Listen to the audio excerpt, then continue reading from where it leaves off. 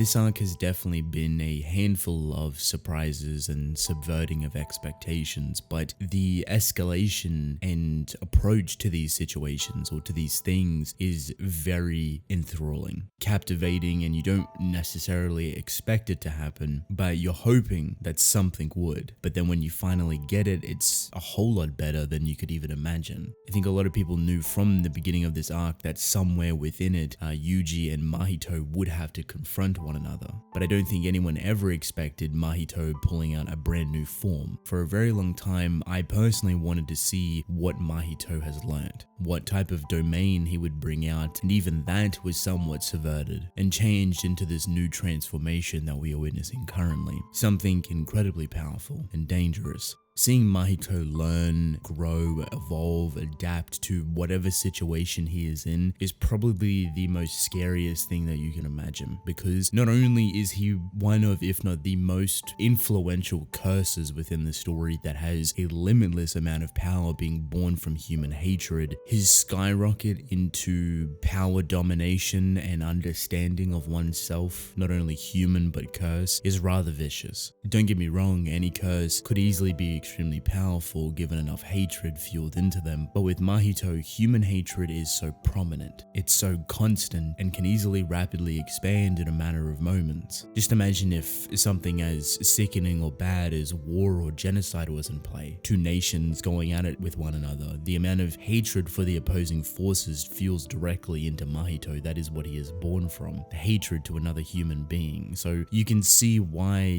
his power and where he could grow into is so limitless. It's endless, which makes his understanding towards his own growth and the utilization for it even more scary, because he's extremely intelligent, he's extremely self-aware, but he's also aware of his surroundings, his opponents specifically, and even the mental state that they go into. And these are only small and somewhat subtle things that Mahito somewhat brings across, and sometimes you just gloss over them, which is perfectly normal. But the way he interacts with Yuji specifically, even within this form, is very personal. This fight in itself is beyond personal, and even though the meaning for it has been somewhat diminished and dulled over time, it's somewhat turned and evolved into something else. These two beings are no longer fighting for that personal grudge or that history that they have with one another. They're fighting within the now, and what's even more impressive is seeing Yuji go through the moments and the mental hurdles that he most likely had to overcome within a very short amount of time. I think a lot of people forget because of how slowed down these fights were, or maybe even the attention brought towards it wasn't all too overwhelming or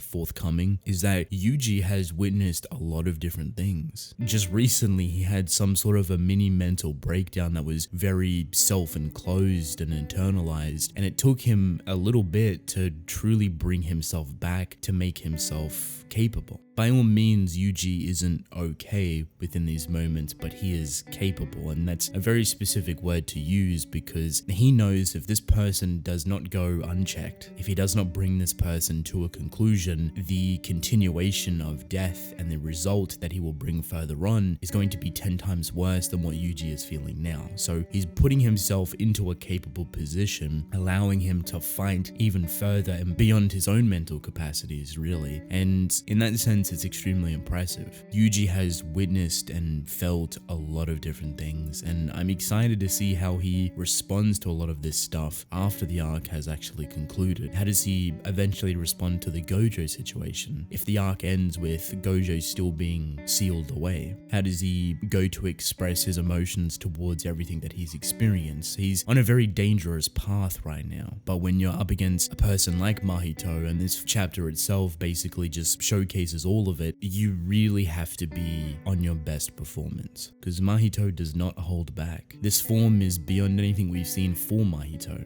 The domain he pretty much opened in 0.2 seconds, which is directly learned and copied off of Gojo, that's something normal curses cannot do. Mahito's explosive growth into learning and adapting to situations is once again scary. He is massively blurring the line between human and curse. It's exactly what his character is built for. So obviously his future is going to dive very deeply into that, and I for one am extremely excited for it. I also think Akutami, the author, obviously, done a phenomenal and beautiful job with this chapter. She went all out with capturing this kind of ferociousness, this choreography, and really trying to make everything stand out and be prominent, and I absolutely adore her approach towards it. As much as it drastically slows things down and makes the fight feel extremely personal. So seeing the beats within the middle and not just the climatic massive attacks, seeing the hand-to-hand combat, these small cuts and slashes and the results of everything is very captivating. I think she's done an incredible job mapping everything out and truly kind of leading you through this chapter, because it's very easy to follow,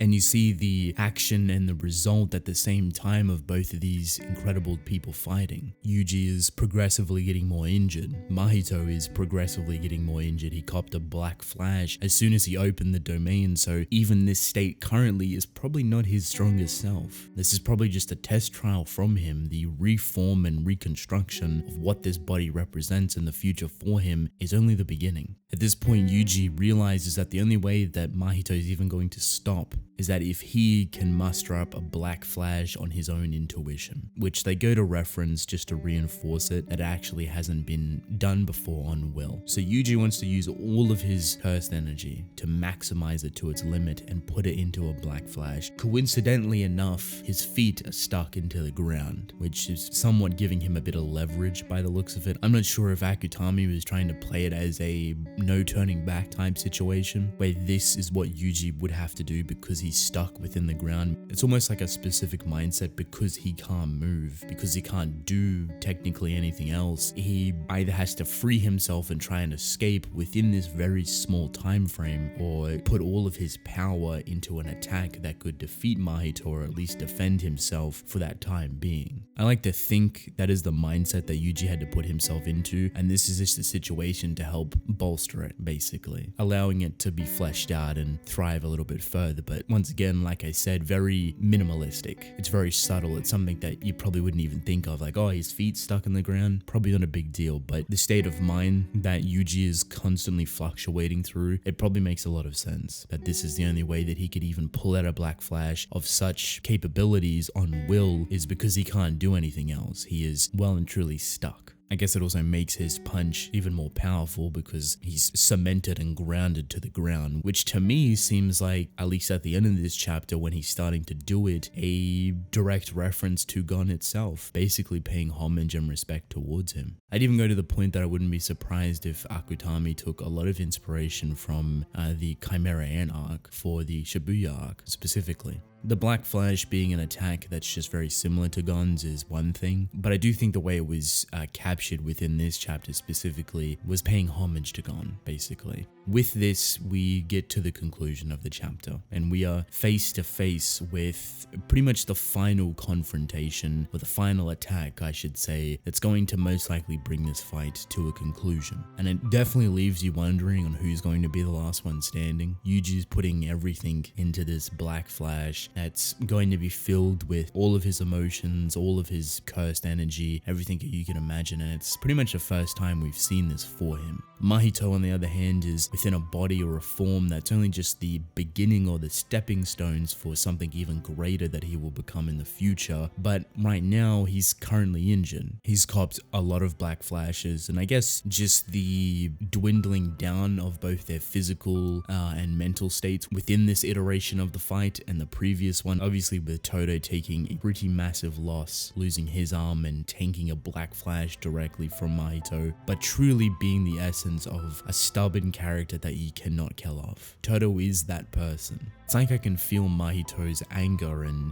struggle to really try and get Todo out of the picture, and how long it actually took because of how stubborn and strong he truly is. It's all led up to this moment, and I'm extremely excited and interested to see what the results results of this are going to be. This arc has been incredible, and to end it off with this fight specifically, or at least this being the most climatic, conclusive fight for the whole arc, makes a lot of sense. If anything, what's going to be shown after this is probably the results of Geto and Gojo. I feel like I continuously say that I really would love to see Yuta come back into the picture and just to obliterate Geto again. I don't think we'll see that fight, but just jumping over to that panel I feel like would be absolutely crazy. But the future for Gojo, this seal specifically, and what this arc actually produces is something else entirely. This story will change massively from here. Characters have evolved far beyond than what we know them to be, and people are getting stronger. The abilities are getting higher and more vicious and corruptive, so everything has to start to evolve with it. And I'm more than excited to see how Akutami handles everything and where she wants to go from here. So with that being said, that is basically it. Let me know how you felt about this chapter. How do you feel about Mahito's new form and the future for him? Because he's got a very bright one, a very powerful one, and I do think this is just the beginning of everything that he wants to learn. Do you think Yuji will overcome it? I think this Black Flash will be the biggest we've ever seen so far. I'd love to hear your thoughts. But I want to thank you all for watching. Hope you enjoyed. Drink plenty of water, and I will see you in the next one. Goodbye.